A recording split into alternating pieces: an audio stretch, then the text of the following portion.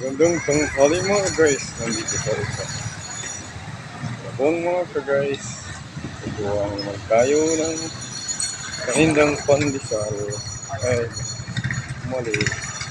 Sorry po mga kababayan. Tayo. Kapag kuhaan ng tinapay na natin po. Traffic naman sa guys. Sorry mga ka-guys kung minsan na lang tayo mag-upload dahil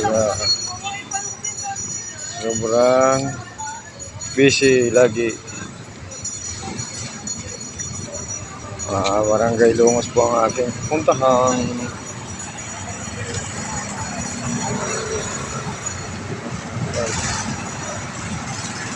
Tsaga mga ka-guys.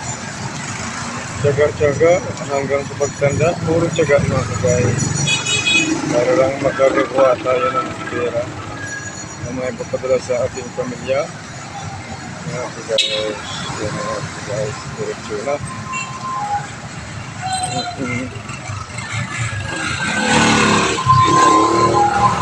Nabutan tayong stoplight.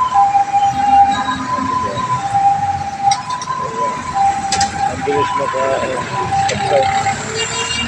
Ang kayang bayan mga ka-guys. Puntang monumento. Lungos na po mga ka-guys. Ayan mga ka-guys.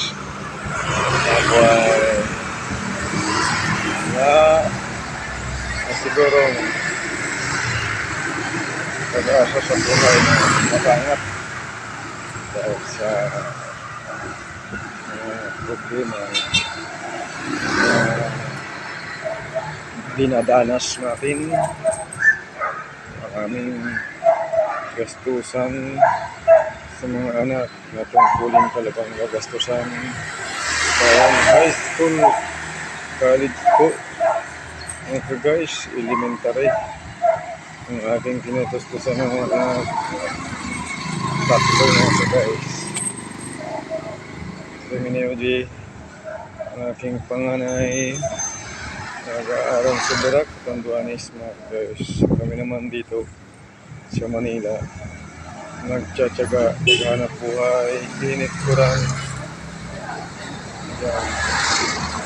Magaling araw, gising na para maglako ng aming tinapay. Mga guys, ating masasabi sa lahat ng mga mother, huwag niyong kubayaan ng mga anak niyo na hayaan na hindi mag-aral dahil yan po ang importante. Nabigyan silang magandang edukasyon sa kanilang paglaki. Maunawaan nila ang mga hindi maunawaan. Ayan mga guys. Lapit na tayo mga guys. Maraming salamat mga guys. Ngayon lang ako nakikita